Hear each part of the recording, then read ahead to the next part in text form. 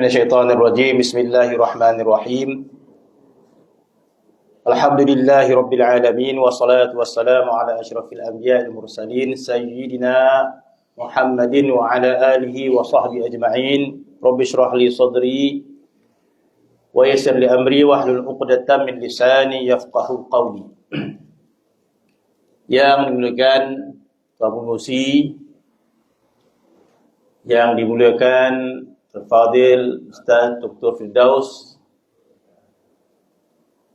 para jamaah kumpulan qasidah, ketua kampung, tuan-tuan dan puan-puan, anak-anak rahimakumullah.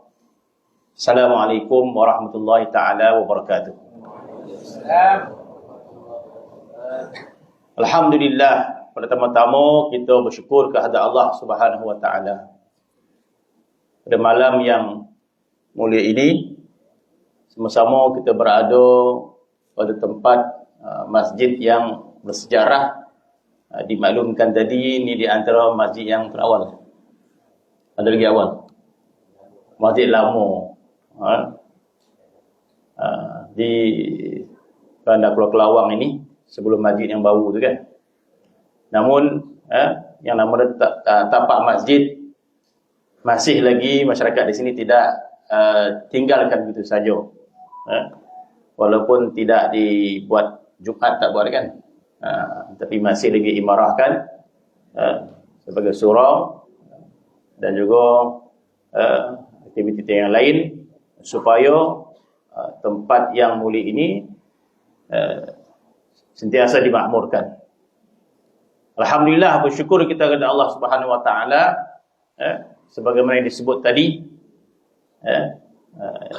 perjanjiannya rasa-rasa bulan lepas, kedua bulan, sebulan, minggu lepas. Oh. Sebenarnya saya pun tak ingat dah sebenarnya. Tadi ada WhatsApp daripada SU Pondok itu, Ustaz ceramah malam ni, yoga. Yang petang macam tengok balik. Jadi saya ingat semula lah, iaitu Hasrat Iblizi. Asal dia tarikh tu tak boleh, saya kata Sabtu yang Sabtu yang kosong. Jadi bila Sabtu tu saya tundalah kuliah di pondok tu kan. Jadi di pondok ada kuliah Sabtu. Jadi bila ada yang biasa saya tundalah Sabtu tu. Tapi hampir begitu lupa lah tadi kan. Jadi SU pun ingatkan Ustaz ada ceramah ni.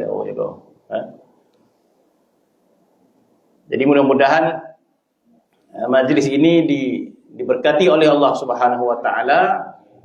Kita masih lagi berada dalam suasana Maulidur Rasul.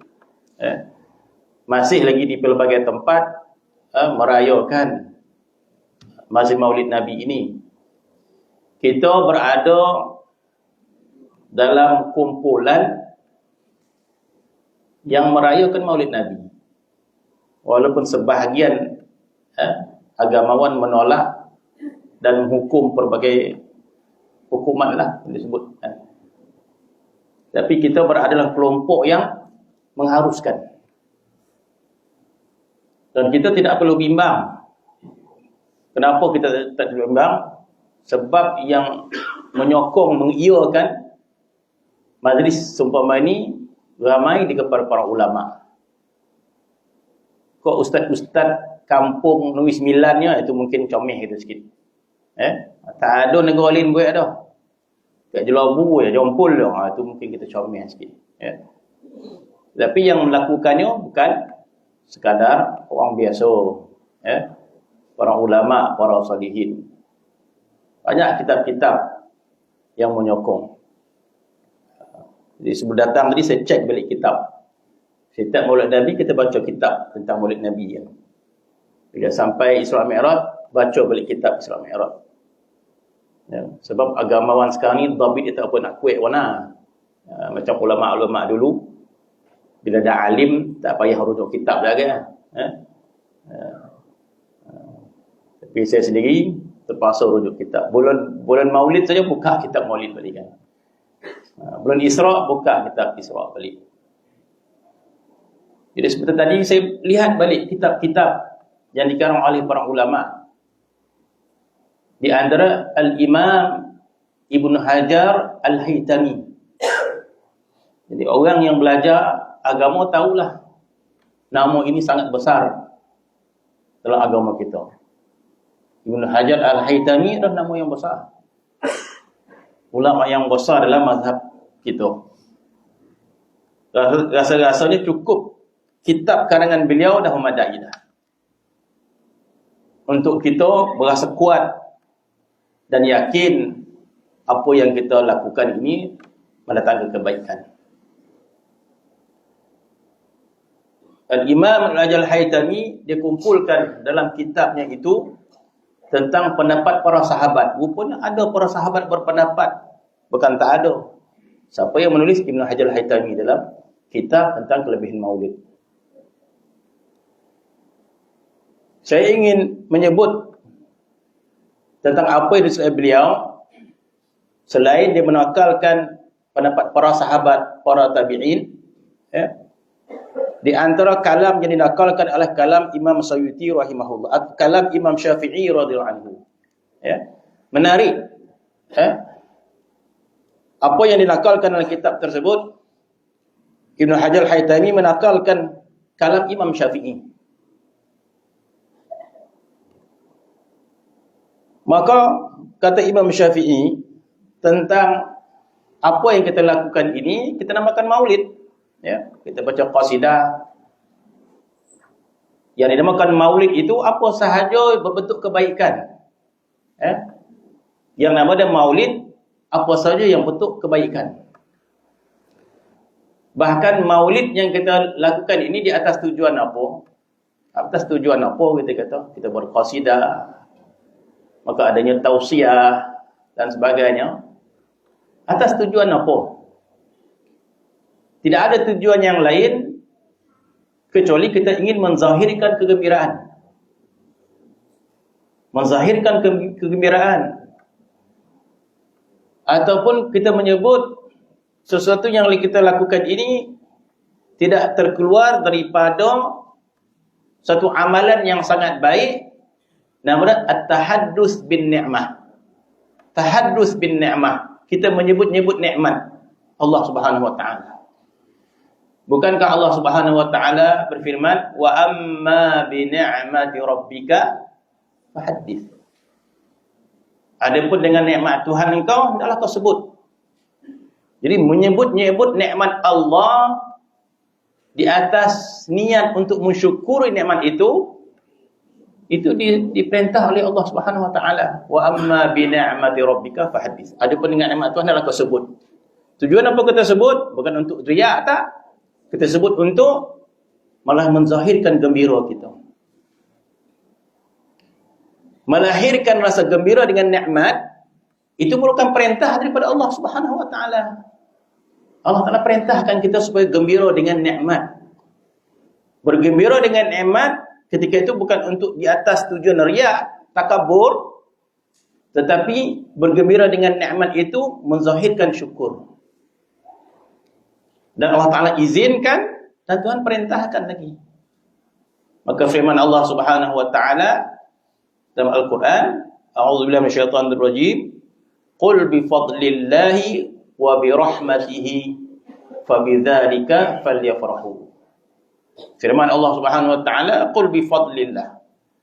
Katakan ya Muhammad dengan segala kemuliaan Allah. Fadlullah. Fadlullah ni termasuk nikmat dunia pun fadlullah, nikmat akhirat pun fadlullah.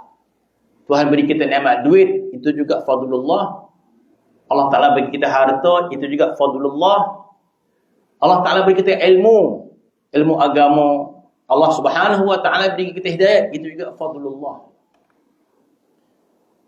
Maka Allah Ta'ala mengatakan qul bi fadlillah, katakan ya Muhammad dengan fadlullah, dengan kelebihan Allah, wa bi rahmatih, dan juga dengan rahmat Allah. Rahmat Allah itu umum. Ulama memberikan ta'rif, segala perkara yang baik ada rahmat. Ada rahmat. Secara umumnya. Nikmat dunia dan sebagainya, rahmat. Dalam satu hadis Nabi, Sesungguhnya Allah Subhanahu wa taala ada 100 rahmat. Allah Taala ada 100 rahmat. 1/100 daripada rahmat itu Tuhan turunkan ke dunia.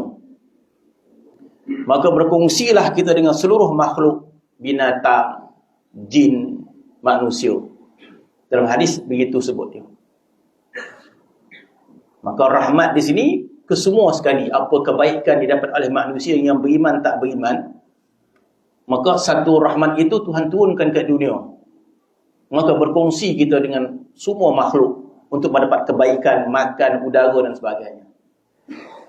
Maka hadis mengatakan ada lagi 99 rahmat yang Tuhan simpan. Oh, satu rahmat yang Tuhan turun ke dunia ni pun dah banyak sangat dah. Yang Allah Ta'ala mengatakan wa in ta'uddu ni'matallahi la tuhsuha.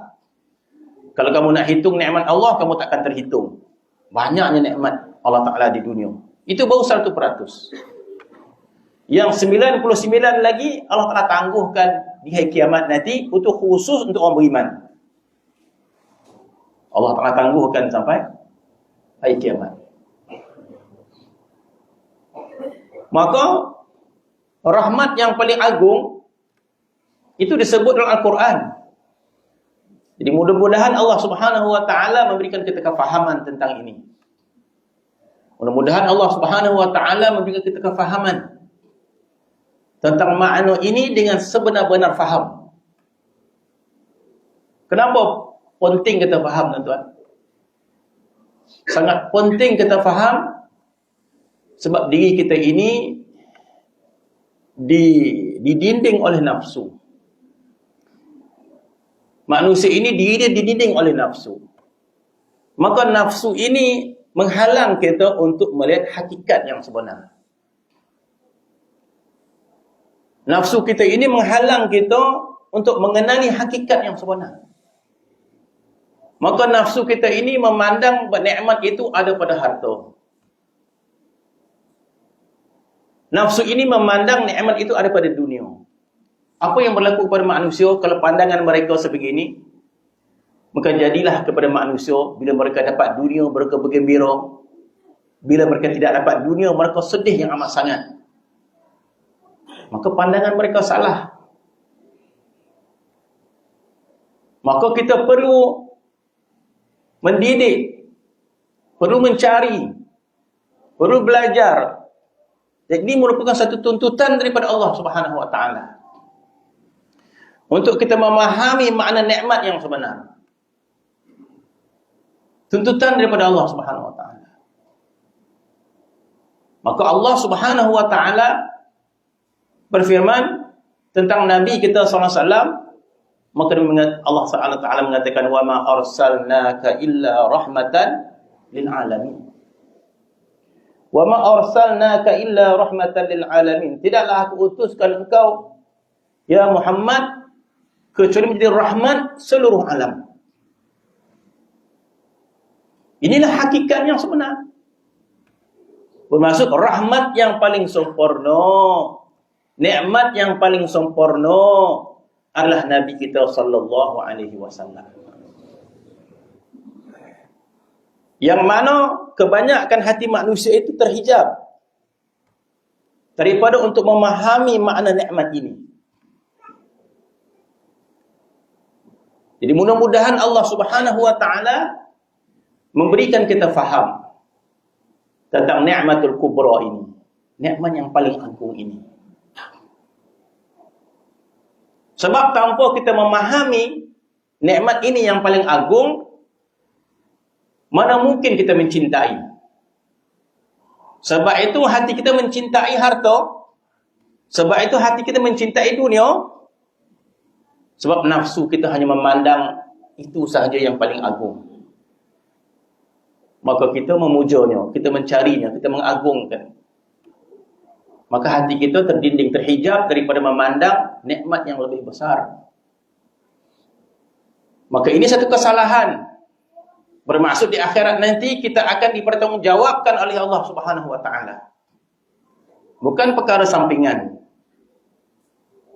Bermaksud satu kesalahan kita di akhirat nanti jika kita tidak mengenali Nabi kita sallallahu alaihi wasallam. Jadi satu kesalahan. Bukankah Nabi sallallahu bersabda, la yu'minu ahadukum hatta akuna ahabba ilaihi min walidihi wa walidihi wan nas ajma'in. Bukankah Nabi bersabda sebegitu? La yu'minu ahadukum, tidak beriman seorang kamu itu, ataupun tidak sempurna iman seorang kamu itu, hatta akuna ahabba ilaihi, sehingga diri aku ini lebih dicintai daripada ayahnya, anaknya dan manusia keseluruhannya. Bagaimana kita ingin mencintai Nabi sekiranya kita tidak mengenali sosok manusia ini? Maka perlu kita menambahkan pengetahuan kita tentang Nabi sallallahu alaihi wasallam. Sebagaimana anak dia boleh mencintai mak ayah dia. Anak boleh mencintai mak ayah dia. Sampai apa? Sampai kerinduan, sampai menitiskan air mata, tak boleh balik gayo, menangis. Sebab apa? Sayang betul. Masya-Allah kita gitu. Masya-Allah, satu benda yang baiklah kita menyayang mak ayah kita. Tetapi Allah Subhanahu wa taala menyebut itu masih lagi dalam lingkungan syahwat manusia. Berkongsi kita dengan orang yang tidak beriman, bahkan berkongsi kita dengan haiwan. Ayam pun sayang dengan mak. Jadi apa beza dia?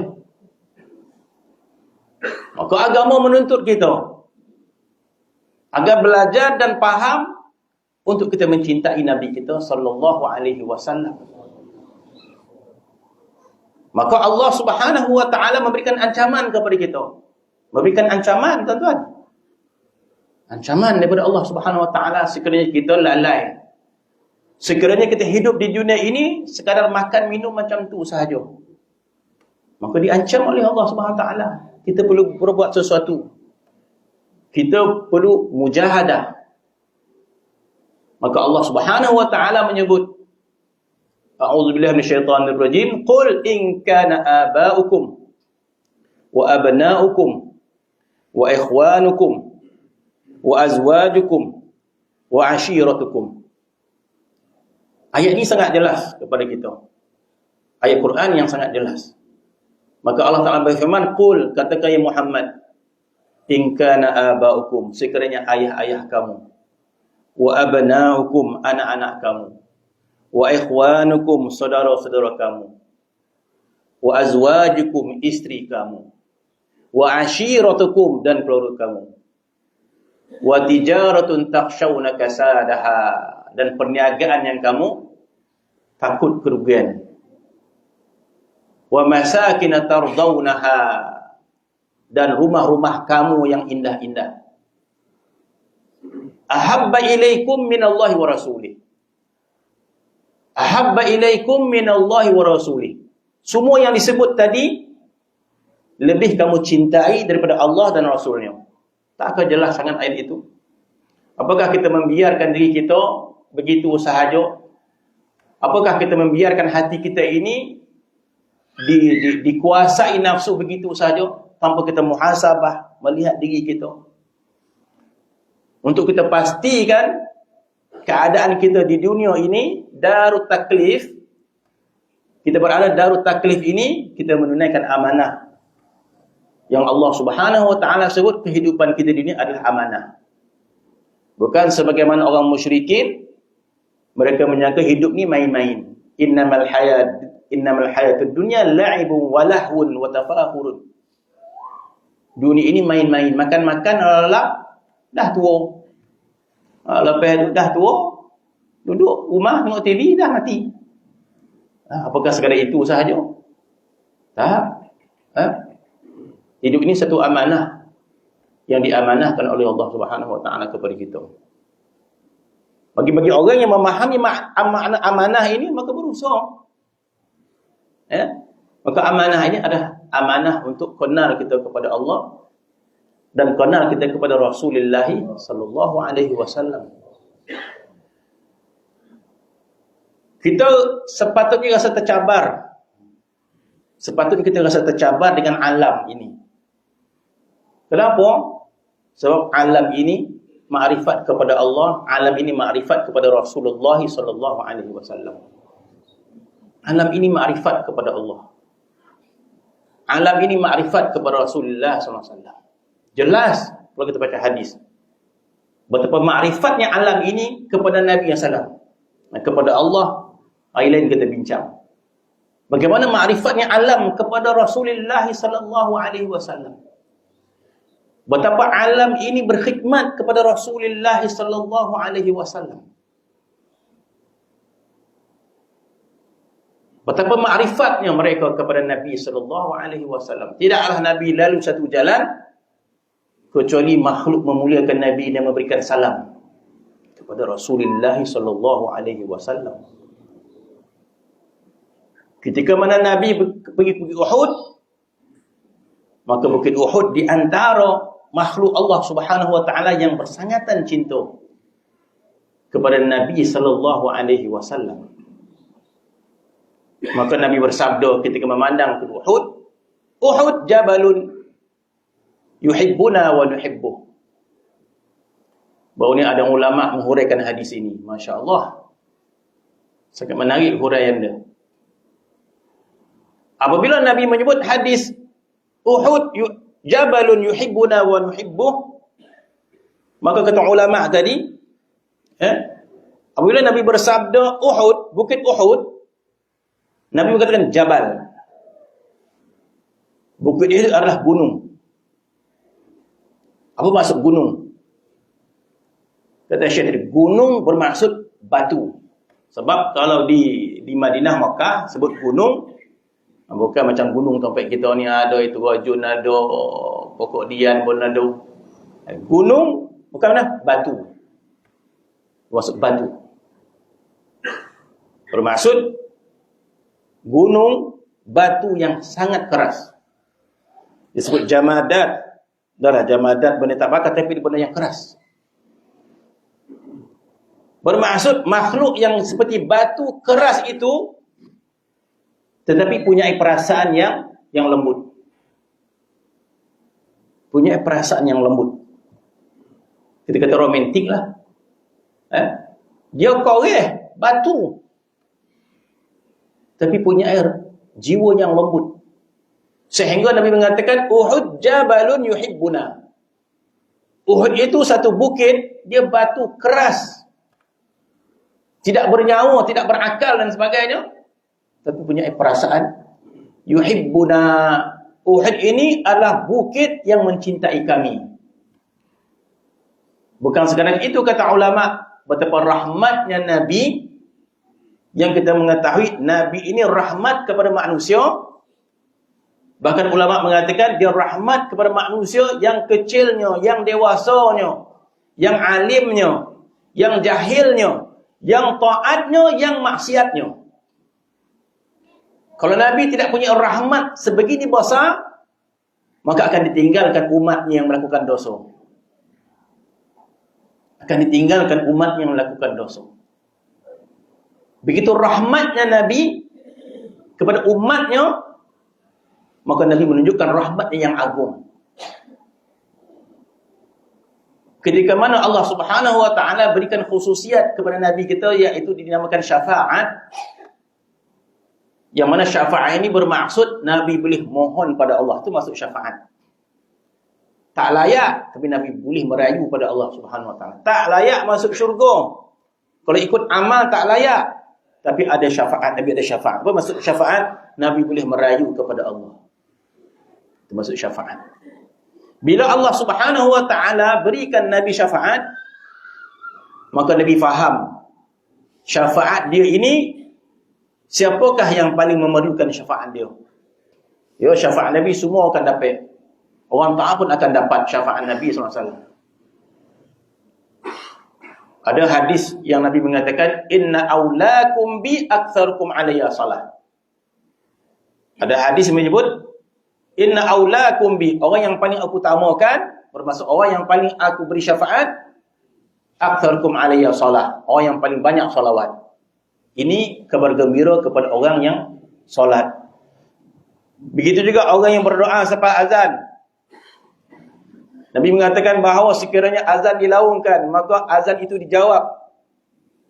Dan selepas azan, mereka bersalawat ke atas Nabi SAW.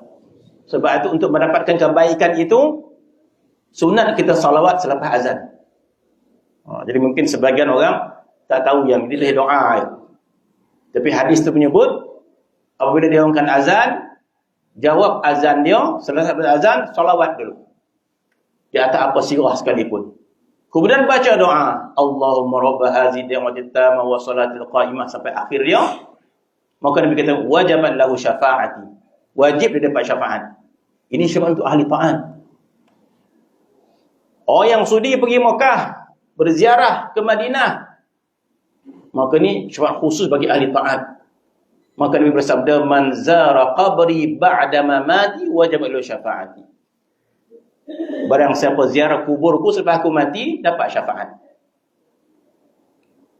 Kemudian ada lagi syafaat yang lebih penting yang Nabi peruntukkan. Maka Nabi tanya sahabat, kamu tahu tak syafaat aku ni untuk siapa sebenarnya? Maka sahabat pulang kepada Allah wa Rasul alam. Maka Nabi mengatakan, syafaati li ahlil kabairi min ummati. Syafaati li ahlil kabairi min ummati. Syafaat aku untuk umatku yang melakukan dosa-dosa besar. Masya Allah, kita kata Nabi merasai kasihan belas kepada umat dia. Nabi mengajak umat dia melakukan pelbagai ketaatan di dunia.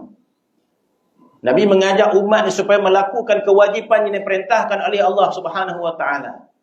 Tapi sebagian umat dia melakukan maksiat. Maka Nabi bukan sekadar murka, tapi kasihan kepada mereka. Jadi orang yang melakukan maksiat, marah kita kerana Allah. Tapi di samping marah itu ada rahmat, belas kasihan kita kepada mereka. Sebab apa kasihan? Kita yakin bahawa mereka akan mendapat kehinaan di akhirat nanti. Ini belas kasihan yang paling hakiki, kita kata. Jadi kalau kita kasihan di dunia, orang tak makan, orang miskin, kalau orang benar-benar beriman, dia akan rasa lebih kasihan kepada orang yang meninggalkan perintah Allah Subhanahu wa taala. Sebab di antara kesengsaraan dunia dengan kesengsaraan akhirat, mana lebih teruk. Teruk lagi akhirat. Ya.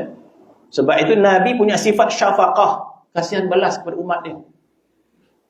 Sebab Nabi tahu bagaimana umat dia yang bermaksiat. Siapa yang nak tolong dia?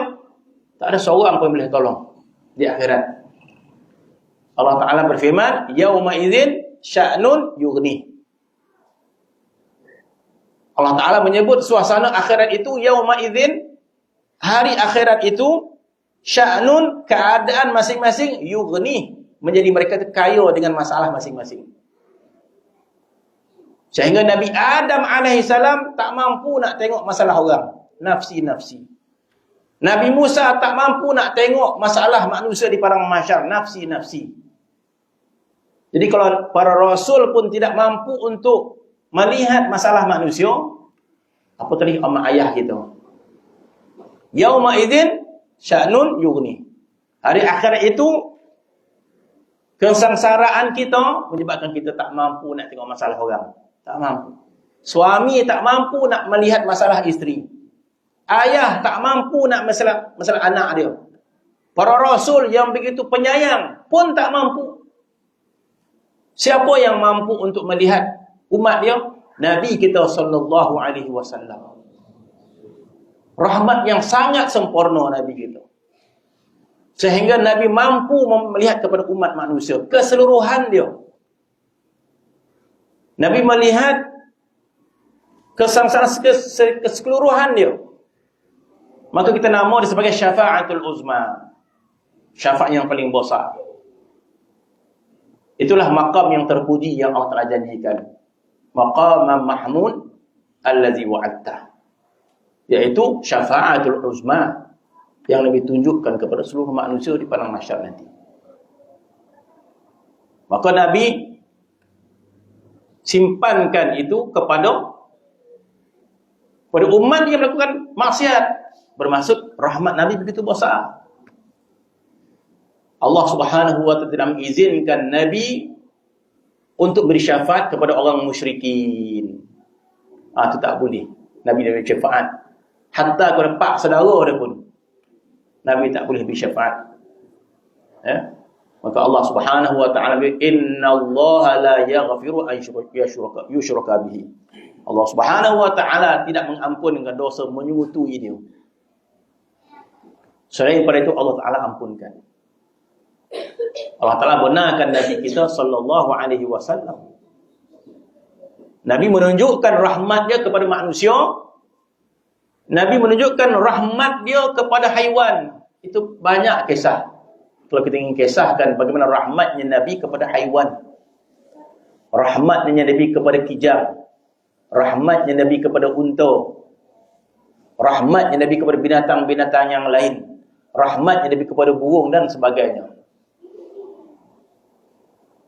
Yang kita nak sebut tadi, rahmatnya Nabi itu sampai kepada batu yang tidak bernyawa. Apa yang Nabi lakukan? Bila Nabi ketahui bahawa Bukit Uhud itu mencintai Nabi, maka Nabi balas cintanya. Maka dia kata, wa nuhibbuh. Uhud jabalun yuhibbuna wa nuhibbuh. Bukit Uhud itu satu bukit yang mencintai kami dan kami juga mencintai dia. Masya Allah, Nabi balas cinta Bukit Uhud itu. Bagaimana Bukit Uhud menerima luahan cinta daripada Nabi sallallahu alaihi wasallam? Maka ketika Rasulullah sallallahu alaihi wasallam naik Bukit Uhud bersama dengan sahabat dia, Sayyidina Abu Bakar, Sayyidina Umar, Sayyidina Uthman, Sayyidina Ali, maka bergoncang Bukit Uhud. Wah, gempa bumi ke apa? Bergoncang. Bukit Uhud. Maka Nabi hentakkan dengan kaki dia. Jadi sahabat tadi dah risau dah. Gempa bumi ke apa? Nabi kata, Bukit Uhud ni bukan ada gempa bumi, tak. Dia menggelata kesukaan. Dia menggigil sebab terlampau suka. Macam kita lah dapat duit, memang ngeletak dah. Apa ni? Kalau saya pun dapat 10,000. Tak pernah dapat, menggeletak. Orang yang dah biasa 10,000 tak mengeletak dah. Orang yang dah biasa 10,000 dapat 100,000. Menggeletak. Orang yang dah biasa masuk 50,000 bulan-bulan, tak menggeletak. 1,000,000 menggeletak kan. Sebab apa? Terlampau gembira. Maka bergegar Bukit Uhud. Bergegar nikmat. Orang yang terlalu gembira rasa nikmat menggeletar dia. Maka Nabi mengatakan bahawa Bukit Uhud ni dia terlalu gembira, kesukaan. Sebab yang ada di atas dia Sayyidina Abu Bakar, Sayyidina Umar, Sayyidina Ali, Rasulullah. Kesukaan sehingga menggeletar, tak dapat tahan. Maka Nabi hentak kaki dia pun diam. Nabi hentak diam. Makna tenang sahaja. Di atas kami ada Sayyidina Abu Bakar, ada Sayyidina Umar, kan habis jatuh semua orang. Suka-sukalah. Jangan menggeletar pula. Nabi arah dia diam. Apa dia? Diam. Apa maksud? Masya Allah. Jamadat. Benda yang mati merasai cinta kepada Nabi kita. Kita yang hidup ni. Jawab apa? Apa je dia? Maksud hati kita mati, tuan-tuan. Hati kita mati. Hati kita mati. Sepatutnya inilah yang kita ratapi setiap hari. Macam kita meratapi penyakit lutut kita, meratapi sakit pinggang kita. Allah, sedih makcik ni. Kenapa sedih? Lututnya lama dah sakit dah.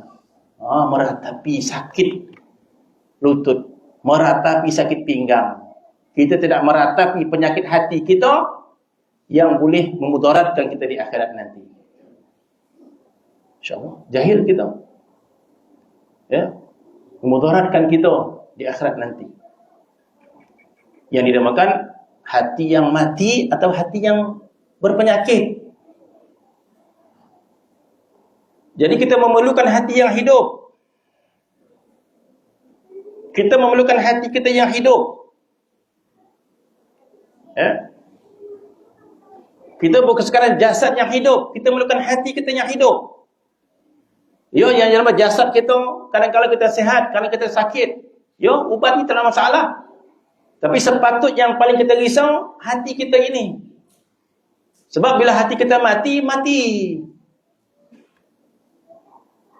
Matilah sampai ke akhirat. Kerana Allah Subhanahu wa taala perintahkan kita supaya menghidupkan hati kita di dunia. Perintah daripada Allah Subhanahu wa taala. Apa maksud hati kita hidup, tuan-tuan? Apa maksud hati kita hidup? Maksud hati kita hidup dengan Allah Subhanahu wa taala. Maksud hati kita hidup dengan Rasulullah sallallahu alaihi wasallam. Hidup hati kita. Segar hati kita. Boleh pun menyebut nama Allah, hidup hati kita. Itu maksud hidup.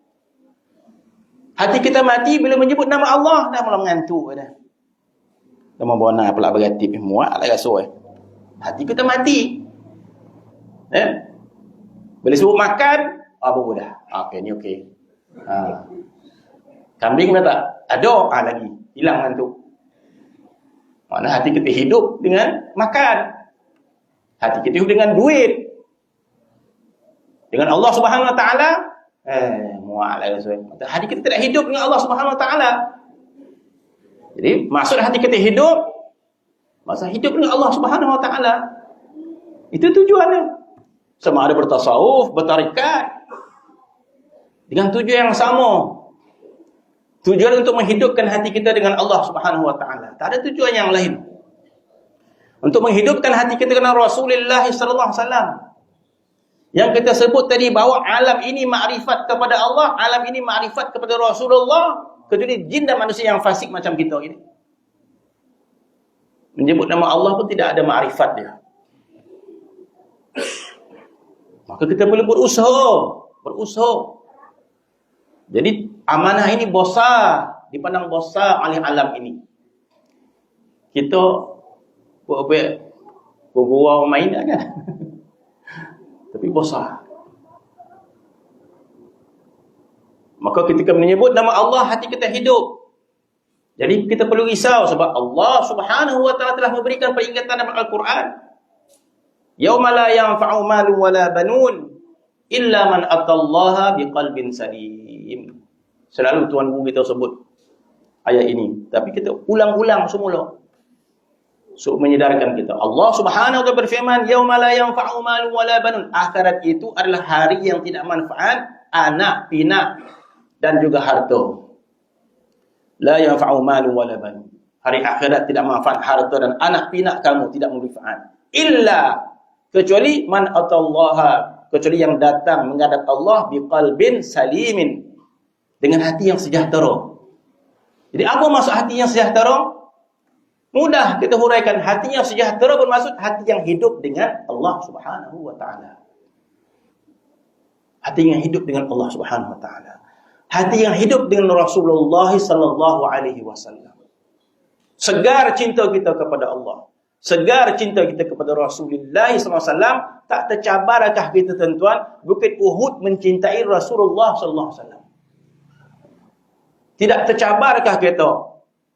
Tunggul tamar, jizi' tamar, menangis kerana kerinduan kepada Nabi sallallahu alaihi wasallam. Jizi' tamar ini sebagai satu cabaran kepada kita. Jizi' tamar, tunggul tamar yang mati, tetapi lebih memahami makna cinta kepada Rasulullah sallallahu alaihi wasallam. Kita lihat bagaimana Nabi layan cinta tersebut walaupun sekadar tunggul tamar. Bermaksud kalau makhluk itu mencintai Rasulullah walaupun tunggul tamar, maka Nabi akan tunjukkan kecintaan dia. Kalau kita apa faedah tunggul tamar? Macam tunggul kepala sawit lah. Nabi umpan api, ya. Apa kita nak mulia-muliakan lah, apa kita nak peluk-peluk pula. Rasulullah memeluknya. Dipeluknya oleh Rasulullah SAW jizi' tamar tadi. Maka diusapnya tunggul tamar tadi supaya berhenti menangis. Menangis cinta. Maka dipujuk diusap, dibelai oleh Rasulullah sallallahu alaihi wasallam, maka riwayat mengatakan, Nabi mengatakan, kalau aku tak belai dia, tak pujuk dia, maka menangis dia sampai kiamat. Tunggu tamar tadi. Maka berhenti dia menangis. Sebab dipujuk oleh Nabi sallallahu alaihi wasallam. Masya Allah. Dipujuk oleh Rasulullah. Orang lain tak boleh pujuk. Nabi seorang yang boleh pujuk. Maka berhenti dia menangis. Maka ditawarkan oleh Nabi SAW. Sama ada, aku doakan engkau hidup semula, maka dipulangkan dekat pokok asal dia dan tumbuh, ataupun aku doa kepada Allah engkau masuk syurga. Maka Tumbul Tamar itu memilih untuk masuk syurga. Maka ditanamlah di bawah mihrab, di bawah tiang wangi dekat Raudah, dekat Madinah itu.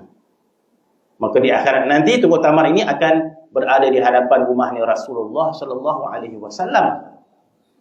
Masya-Allah, itu sebagai isyarat kepada kita, kalau Tunggul Tamar itu melahirkan rasa cinta, maka dibalas oleh Rasulullah, apatah lagi umatnya,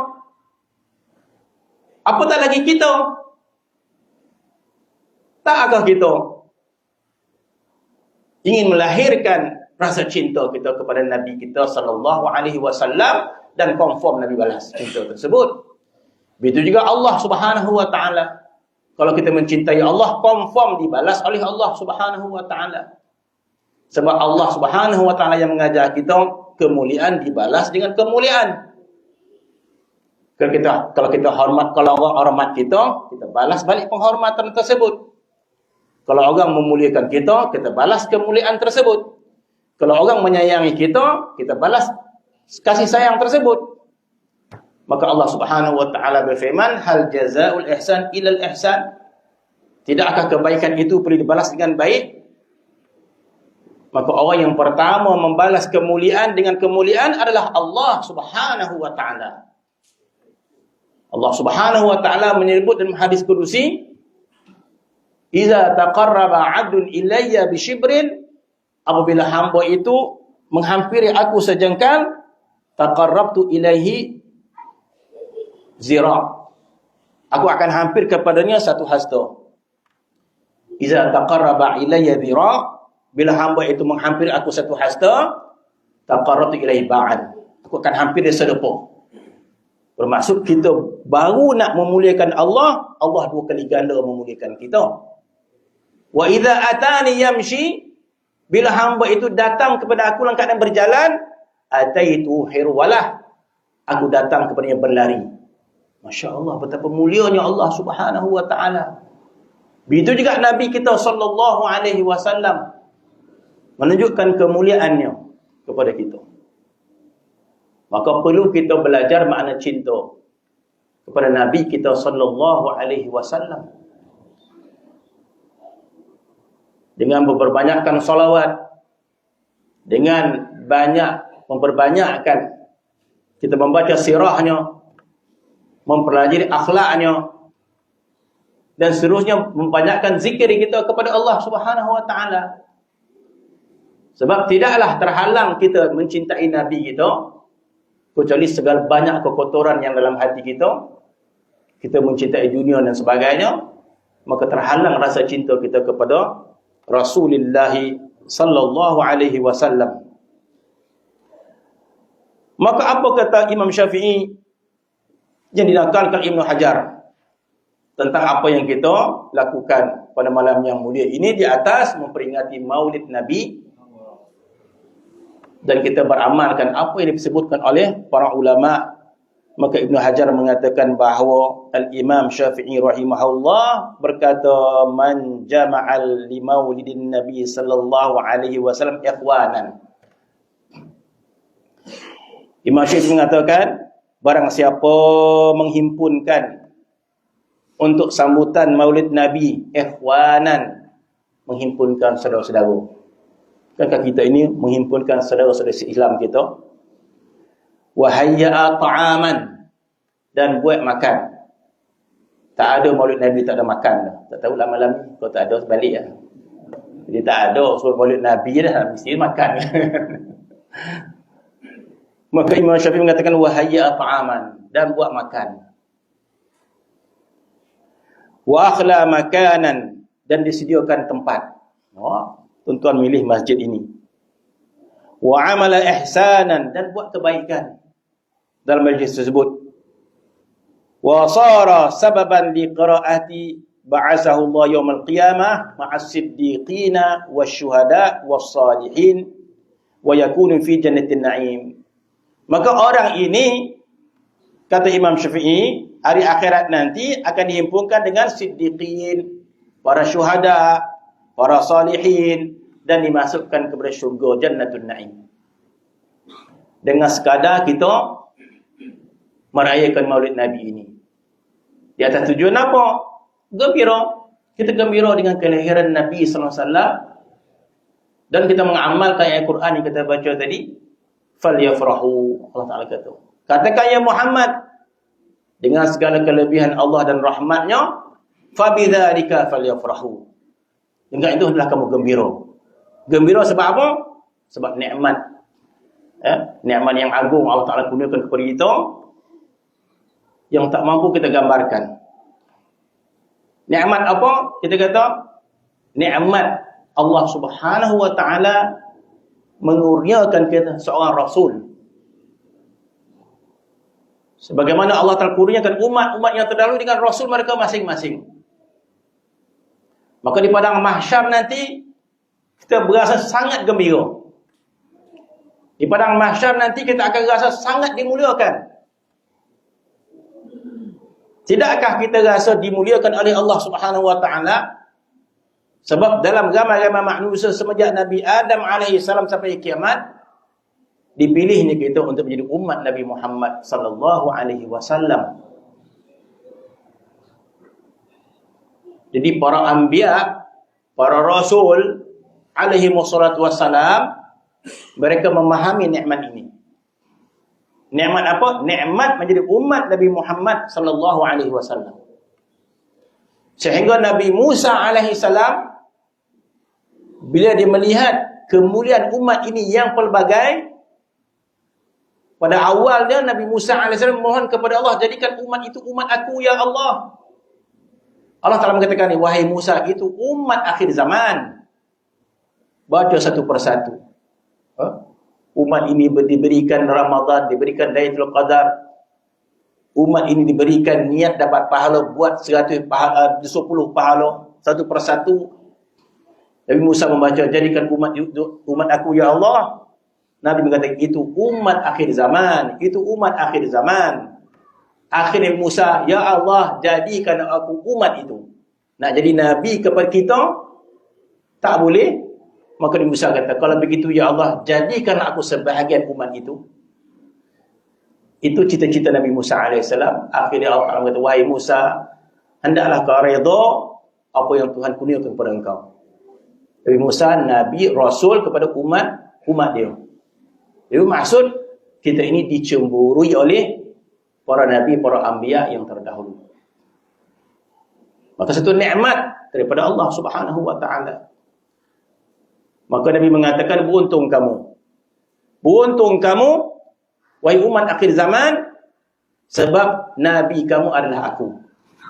Maksud di padang mahsyar nanti kita berada di belakang Nabi masing-masing, maka kita akan diangkat kemuliaan kita kerana kita berada di belakang safnya Nabi kita Muhammad sallallahu alaihi wasallam. Maka Nabi mengatakan, beruntung kamu, tahniah kamu, beruntung kamu umat akhir zaman, sebab Nabi kamu adalah aku. Dan aku juga beruntung, Nabi kata. Aku juga Nabi yang beruntung, sebab umat aku adalah kamu. Jadi Allah Subhanahu wa ta'ala jadikan umat yang terbaik ini ummatun marhumah kepada Nabi rahmah. Kita umat yang dirahmati oleh Allah Subhanahu wa ta'ala, diberikan kepada Nabi yang rahmat. Jadi kita ini umat yang paling mulia. Allah Subhanahu wa ta'ala yang sebut dalam Quran, kuntum khaira ummatin ukhrijat linnas. Kamu ini sebagai umat yang dikeluarkan oleh Allah Subhanahu wa ta'ala semenjak Nabi Adam AS sampai kiamat. Jadi kita mensyukuri nikmat ini saja, Masya Allah, tak tersyukur kita. Nikmat menjadi umat Nabi Muhammad sallallahu alaihi wasallam dengan pelbagai kebaikan yang dikurniakan oleh Allah Subhanahu wa taala, maka ulama menulis tentang betapa faedahnya bila kita bergembira dengan Nabi kita sallallahu alaihi wasallam. Tidak akan dipandang oleh Allah Subhanahu wa taala yang kita melahirkan rasa gembira ini kepada siapa? Yang kita lahirkan gembira ini kepada orang yang paling mulia di sisi Allah Subhanahu wa taala. Sebab itu tuan-tuan, dalam ilmu tasawuf kita mendidik diri kita untuk belajar makna ibadat kepada Allah Subhanahu wa taala, belajar untuk memahami makna cinta kepada Allah Subhanahu wa taala, belajar untuk memahami makna betapa besarnya makna zikrullah. Dan selepas kita belajar makna memahami hubungan dengan Allah Subhanahu wa taala, Allah Taala perintahkan kita bergaul dengan orang-orang yang soleh. Sebab itu tidak cukup kita melakukan amal yang soleh, tetapi diperintahkan kita duduk bersama dengan orang-orang yang soleh. Sama ada kesolehan kita itu mendapat faedah daripada orang yang lain, ataupun kesolehan yang ada pada orang lain itu mendapat faedah kepada kita.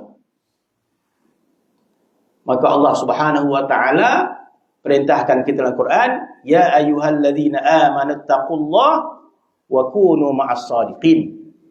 Perintah daripada Allah Subhanahu wa taala. Jadi kalau kita melakukan ketaatan, tidak sepatutnya kita menyendiri sendiri sahaja. Kita kena bergaul dengan orang-orang yang soleh. Itu di atas perintah daripada Allah Subhanahu wa taala. Ya ayyuhalladzina amanu taqullaha wa kunu ma'as shadiqin. Wahai orang beriman, bertakwalah kamu kepada Allah. Maksud bertakwa, tingkatkan amal kamu. Fahamkan mana ibadat.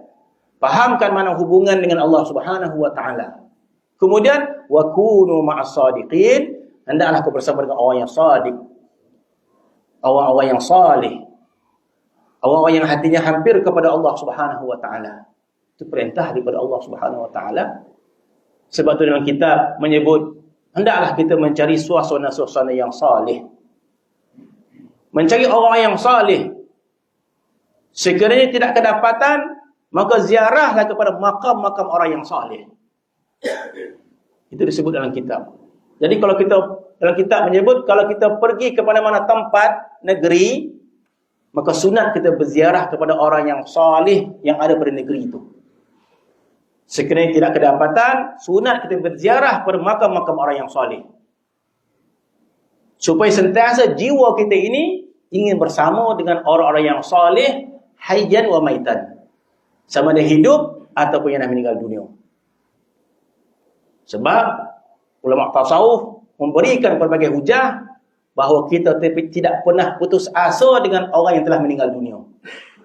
Bermaksud adanya hubungan kita. Orang yang meninggal dunia ada hubungan roh. Maka sehingga Allah Subhanahu wa taala memberikan kita makna kebahagiaan bersama dengan orang yang soleh. Ini satu ilmu yang kedua pula. Ilmu yang pertama, Allah Subhanahu wa taala berikan kita memahami makna ibadat. Memahami makna zikrullah. Mendatangkan ketenangan, mendatangkan kelezatan. Kemudian Allah Taala perintahkan kita bergabung dengan orang-orang yang saleh. Wa kunu ma'as shadiqin. Allah Subhanahu wa taala. Maka sehingga mana supaya apa? Supaya kita faham nikmat bersama dengan orang saleh. Sebab yang kita faham apa? Yang kita faham bila kita bersama-sama makan, tu seronok gitu. Sama-sama cari duit, tu seronok gitu. Ya? Kita bergabung dengan orang sebab berniaga dapat 1 juta, seronok gitu. Dengan orang saleh, apa keseronokan dia? Sebab orang-orang ini hampir dengan Allah Subhanahu wa taala, bermaksud belajarlah memahami, mencintai orang-orang yang soleh sebagaimana kebanyakan manusia mencintai orang yang ada harta. Sebagaimana manusia berasa bangga bila dia menghampiri raja-raja. Oh, dapat jemputan istana. Oh, saya mari khidmat dekat Masjid Bahau. Sebulan sekali pergi istana. Kata orang Jampul, jobor rasa. Dipanggil di istana kan. Boleh hampir dengan raja. Seronok rasa kan. Makan di istana tu. Lauk ni lebih kurang kan. Tapi seronok. Raja kan. Rasa seronok, bangga ambil gambar. Frame. Tunjuk kan. Maka Allah Ta'ala perintahkan kepada kita, fahami makna kelazatan bersama dengan orang-orang yang soleh. Wa kunu ma'as sadiqin. Apa tujuan dia, tuan-tuan? Tujuannya, bila kita memahami makna kelazatan duduk dengan orang-orang yang soleh, kita akan memahami betapa lazatnya di akhirat nanti duduk dengan bersama para anbiya, para rasul alaihi wassalatu wassalam. Kalau kita tidak memahami bergaul dengan orang-orang yang soleh, macam mana kita nak faham untuk bersama dengan para rasul, para anbiya alaihi wassalatu wassalam? Sebab tu selain daripada kita faham makna ibadat, kita juga faham makna kebahagiaan duduk dengan orang-orang yang soleh. Kita memahami nikmatnya duduk bersama dengan ahlillah, ahlil mahabbah dan sebagainya. Sehingga disebut oleh Sidi Abi Madian Al-Ghauth. Maka apa kata Sidi Madian? Mengajar kita, mengajak kita. Sebagaimana dipahami oleh Sidi Abi Madian, sehingga beliau mengatakan ma ladzatul aish, katanya. Ma ladzatul aish, tidak ada kelazatan hidup ini. Hidup ni ada harta, ada dunia, ada bermacam-macam. Tapi Sidi Abi Madian, ma ladzatul aish, bagi aku tidak ada kelazatan hidup ini illa bi suhbatil fuqara. Illa bi suhbatil fuqara, katanya. Kecuali aku bersuhbah dengan fuqara. Fuqara ni orang yang hampir kepada Allah Subhanahu wa taala. Masya-Allah, dia itu kutub, wali kutub. Tetapi dia rasa lazat bersama dengan orang yang salih. Sehingga dia mengungkapkan ma lazatul aish.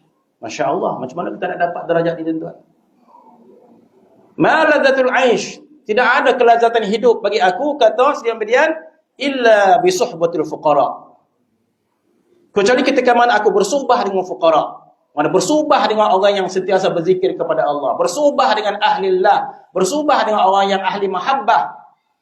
Ini kelazatan aku, walaupun mereka miskin, walaupun rumah mereka usang dan sebagainya, tapi duduk bersama mereka satu kelazatan. Masya Allah, kata-kata. Kelazatannya bersama dengan ahlillah. Humus salatin wal umara. Bagi aku mereka itulah sultan-sultan. Mereka itulah menteri-menteri. Sebagaimana orang ahli dunia berbangga mereka berhampir dengan sultan, bagi aku sultan-sultan di dunia adalah fuqara, yakni orang yang mencintai Allah. Supaya apa? Supaya bila kita merasai nikmat berada dengan orang-orang yang soleh, maka sudah tentu kita memahami makna nikmat bersama dengan Rasulullah sallallahu alaihi wasallam. Masya-Allah, para ulama mengatakan nikmat ini ma'iyatul Rasulillah. Jadi kita nak faham apa tujuan kita beramal ini, hasil dia. Amal kita ini hasil natijah di kemuncak nikmat ma'iyatu Rasulillah. Maka dalam Al-Quran kata ulama ada ayat yang pelik, yang mana ayat itu Allah Ta'ala tidak menyebut syurga, Allah Ta'ala tidak menyebut bidadari, tetapi ayat itu Allah Ta'ala menyebut ma'iyatu Rasul, bersama dengan para Rasul. Maka Allah Ta'ala berfirman, wa man yuti'illaha war rasul, barang siapa taat kepada Allah dan Rasul, ulaika ma'al ladzina an'ama Allahu 'alaihim minan nabiyyin was-siddiqin wasyuhada was-salihin wa hasuna ulaika rafiqa. Bagi orang yang menggambarkan nikmat itu makan, bagi orang yang menggambarkan nikmat itu bidadari, mahligai, dia tak nampak nikmat dalam ayat ini. Sebab ayat ini menceritakan tentang nikmat ma'iyah, nikmat duduk bersama. Maka Allah Ta'ala mengatakan, barang siapa taat kepada Allah dan Rasul, ulaika ma'al ladzina an'ama Allah. Mereka itu akan dihimpunkan bersama. Nikmat dia adalah kebersamaan. Minan nabiyyin, daripada para anbiya, wasiddiqin, daripada siddiqin, wasyuhada, wassalihin. Mereka akan dihimpunkan dengan orang-orang yang salih, dengan para syuhada, dengan para anbiya. Maka nikmat ini dipahami oleh mereka yang rasa nikmat duduk dengan orang-orang yang salih di dunia ini. Oh, gitu-gitu. Jadi bagi orang yang diberikan rasa nikmat duduk dengan orang yang salih, maka faham makna balasan duduk bersama dengan para anbiya alaihi wassalatu wassalam. Kalau tak faham gitu. Begitulah para salihin yang lain untuk memahami makna lazatnya melihat Allah Subhanahu wa taala di dunia, di akhirat nanti, tidak dipahami kecuali mereka yang merasa nikmat dan lazat ketika bersama dengan Allah Subhanahu wa taala di dunia. Jadi tuan-tuan yang mati Allah Subhanahu wa taala, jadi mudah-mudahan malam kita memperingati Maulid Nabi sallallahu alaihi wasallam, mudah-mudahan Allah Subhanahu wa taala merahmati kita. Mudah-mudahan Allah Subhanahu wa taala berikan kita hidayah dan taufik. Mudah-mudahan Allah Subhanahu memberikan kita keampunan, dan Allah Subhanahu memberikan kita kejayaan di alam barzakh, di mahsyar. Dan Allah Subhanahu wa taala memberikan kita kepahaman tentang nikmat berhimpunnya dengan para anbiya, para syuhada, para salihin di akhirat nanti. Aku qauli hadza astaghfirullah wa lakum. Assalamualaikum warahmatullahi taala wabarakatuh.